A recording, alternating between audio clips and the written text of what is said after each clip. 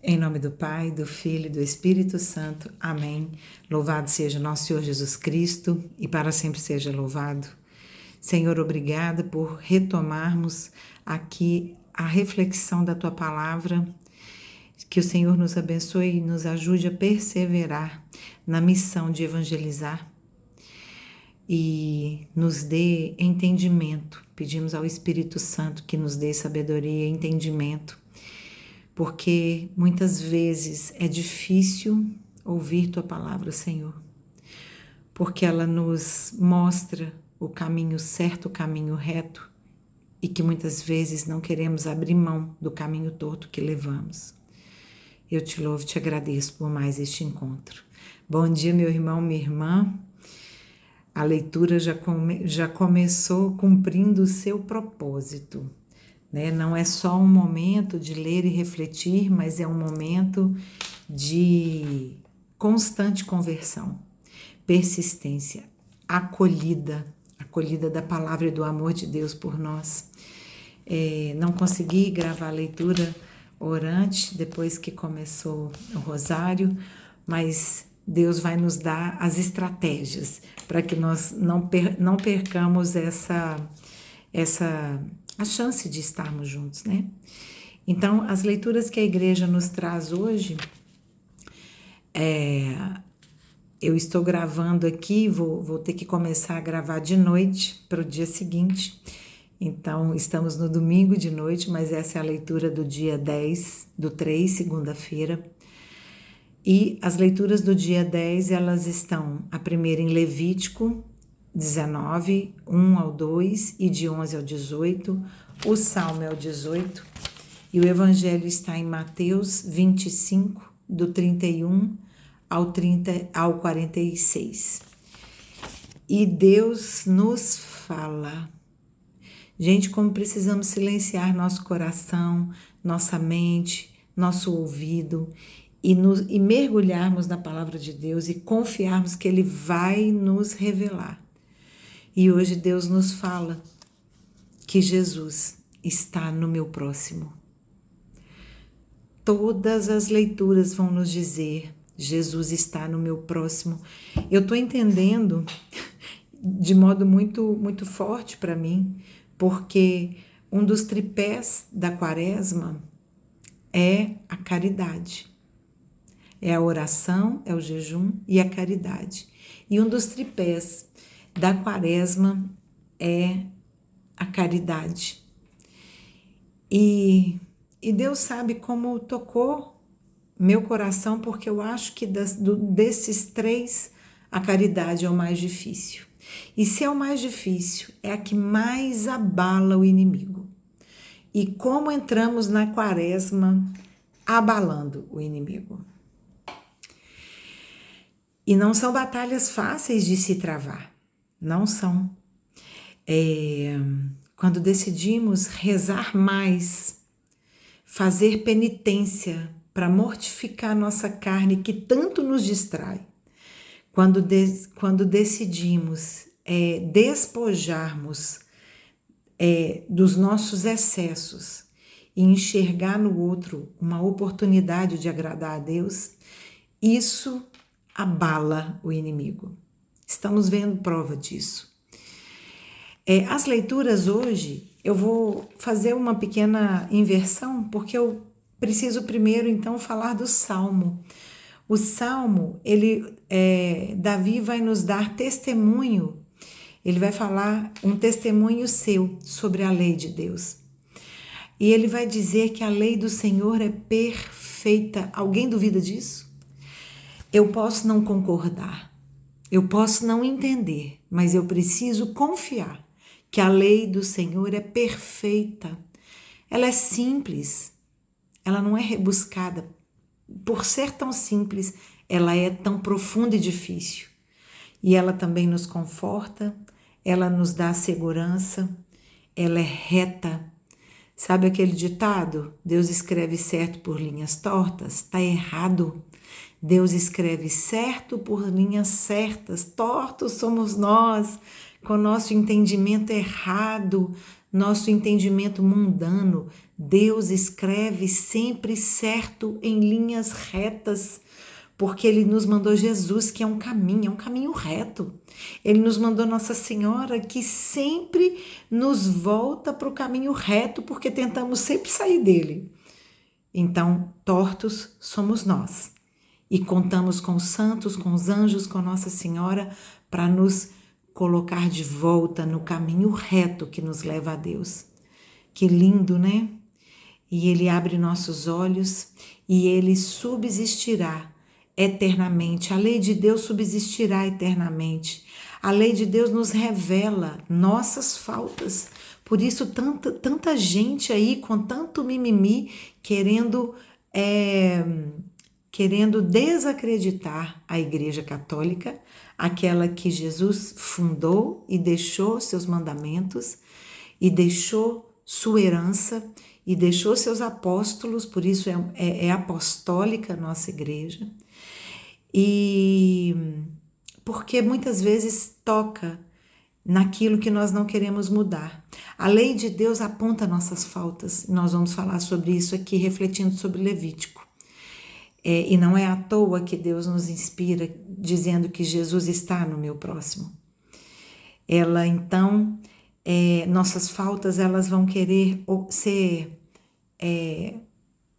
O inimigo quer ocultar nossas faltas, ele quer ocultar nosso orgulho, porque isso nos afasta de Deus, a obediência à lei nos aproxima de Deus.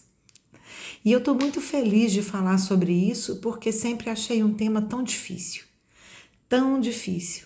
mas de modo muito tranquilo e seguro hoje eu posso dizer. A lei de Deus é mesmo perfeita, mesmo que eu não entenda tudo. Deus não precisa que eu concorde com Ele, né? Ele precisa que eu confie. Na verdade, Ele não precisa, Ele nos convida a confiar, porque em algum momento Ele vai nos dar um entendimento, mas se eu for rebelde, o entendimento não virá.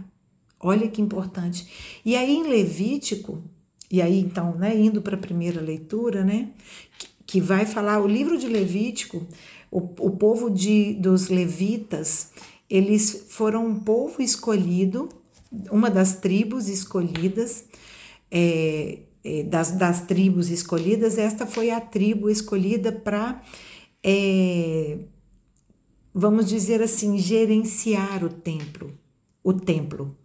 Gerenciar, trazer, Deus então, ele fala com Moisés, né? Mas só situando aqui, ainda sobre os levíticos eles foram aqueles que administravam o templo, eram sacerdotes, cuidavam, digamos, de toda a liturgia, podemos dizer assim, do templo. Eram aqueles que cuidavam de tudo e eram aqueles que tinham que também preservar as leis de Deus, né? Porque elas tinham que ser cumpridas. Então, em Levíticos, Deus vai dizer a Moisés, ele fala, Moisés, diga à assembleia. Ai, gente, que lindo, Deus está falando hoje para mim e para você, sede santos, porque eu, o Senhor, vosso Deus, sou santo. Lá na criação, nós não vimos que Deus nos fez a sua imagem e semelhança? Olha Deus mandando um recado através do profeta para o seu povo para dizer, sede santos, porque eu, seu Senhor, sou santo. Deus nos convida a sermos, de fato, a concretização da criação. Olha que doideira isso. Isso buga a nossa cabeça, porque o pecado ele está sendo normatizado, ele está sendo alcançado numa frequência que o mundo está banalizando. E nós precisamos, como homens e mulheres de fé, retomar, desbanalizar o que o inimigo quer banalizar. Ainda mais depois desse tempo de carnaval. Nós precisamos entender que esse período da quaresma é para a gente deixar a banalização dos tempos atuais e voltarmos para aquilo que Deus realmente nos convidou, sermos santos. Olha, E ele vai então dizer, né? Não minta, não furte, não haja mal uns com os outros. Jesus está no teu próximo. Deus está dizendo, não sejam maus uns com os outros. Não jure falso em meu nome. Olha, não fale mal do seu próximo. Abandone a difamação, o ódio, o rancor. Isso não poderá existir. Porque sermos santos implica em deixarmos tudo isso que somos convidados todo dia a reagir. Pensa você no trânsito, pensa você no trabalho, pensa você na rua, pensa você diante de uma injustiça no mundo, pensa você na sua vida. Como somos convidados a abandonarmos a lei do amor. E olha, ele vai dizer ao final, para Moisés falar para aquela assembleia, amarás o teu próximo como a ti mesmo. Eu sou o Senhor. Olha o próximo na nossa vida. O próximo não é o nosso inferno, como Dante disse. Era para ele porque ele era ateu. Mas para nós que somos cristãos, o próximo é a oportunidade que eu tenho de encontrar minha salvação. Por isso a caridade é tão difícil. Meu Deus, meu Deus, quanta coisa. E o Evangelho, óbvio, né, vai nos confirmar. Jesus falava antes, né, dessa passagem que vai falar sobre o juízo final. Jesus está falando em parábolas. Por quê? Para ver se o povo entende o que ele estava falando de tanta profundidade, né? Então ele vai falar sobre, então, o tema do juízo final, difícil para nós. Só mesmo clamando ao Espírito Santo para nos trazer uma palavra que nos deu esse entendimento. E Jesus vai falar à multidão, quando o Filho do Homem voltar, o Filho com letra maiúscula, do Homem com letra maiúscula, quando o Filho do Homem voltar, todos virão até ele. E ele os separará como ovelhas e cabritos. Olha que interessante essa analogia. As ovelhas ele colocará à sua direita, os cabritos à sua esquerda, quando Jesus voltar. Ele está no tempo de voltar? Não sabemos. O nosso encontro com Jesus pode ser na nossa morte, ou pode ser quando ele voltar. Ele ainda não voltou. Mas precisamos estar preparados ou para a morte, quando o encontraremos, se Deus quiser, na glória de Deus, desejo para todos nós, ou quando ele voltar. E aí, ele vai dizer, ovelhas à direita, cabritos à esquerda. Primeiro vamos fazer duas reflexões rápidas. A ovelha, ela representa aqui, em todas as passagens de Jesus, aquela mansa, humilde, obediente.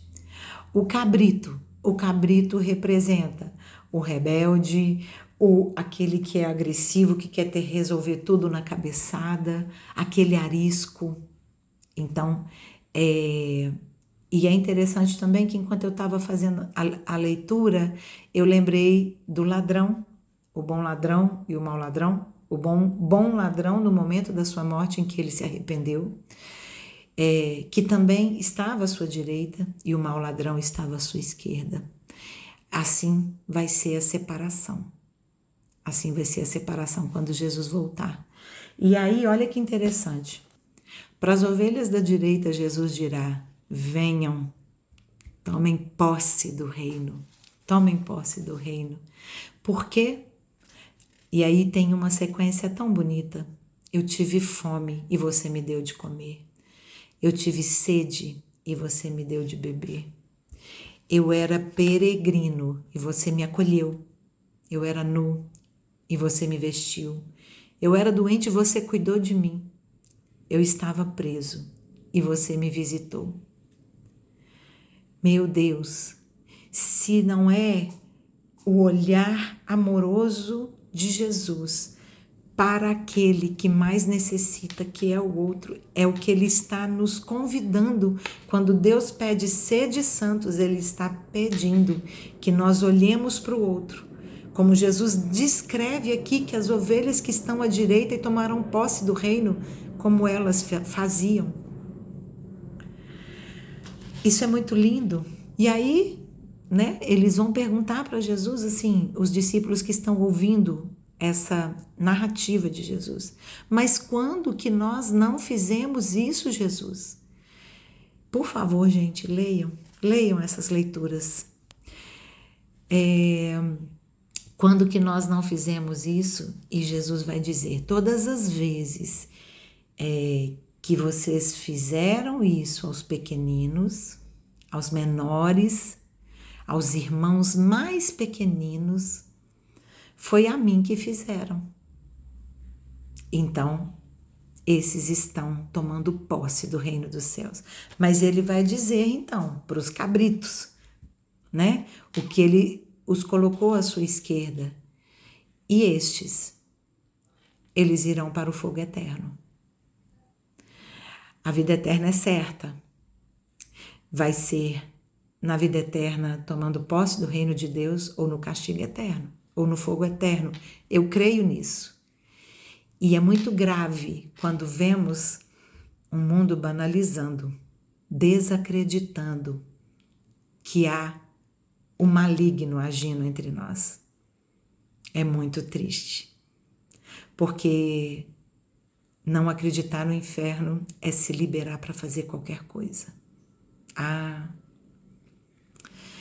Jesus nos convida para algo mais, e ele vai dizer para estes que estão na colheita para o fogo do inferno, eu tive fome e não me alimentou. E aí vai continuar, tive sede e não me deu de beber, era peregrino e não me acolheu, era nu e não me vestisses, era doente e não me tratou, estava preso e não me visitou. E eles vão voltar a perguntar para Jesus ali, os que estão ouvindo aquela história. Mas quando fizemos isso, Senhor? Todas as vezes que não fizeste aos menores, aos pequeninos, foi a mim que também não fizeste. Estão entendendo a importância do outro na nossa vida? Estão entendendo por que a caridade é um tripé para ser vivido não só na quaresma, mas em toda a nossa vida? Deus nos convida a olhar com este olhar aqui que Ele nos pediu, um olhar de santificação para a vida do outro. Acho que esse é o grande desafio, acho que esse é o maior desafio, porque Ele nos convida a amar o outro, qualquer outro. Como isso é difícil. Mas glória a Deus por essa palavra, me perdoem o tempo tão demorado, mas não podia ser feito de outra maneira. Louvado seja nosso Senhor Jesus Cristo, e para sempre seja louvado. Olhe para o seu próximo, enxergue Jesus nele e ame. Nossa Senhora de Lourdes, rogai por nós. Em nome do Pai, do Filho e do Espírito Santo. Amém.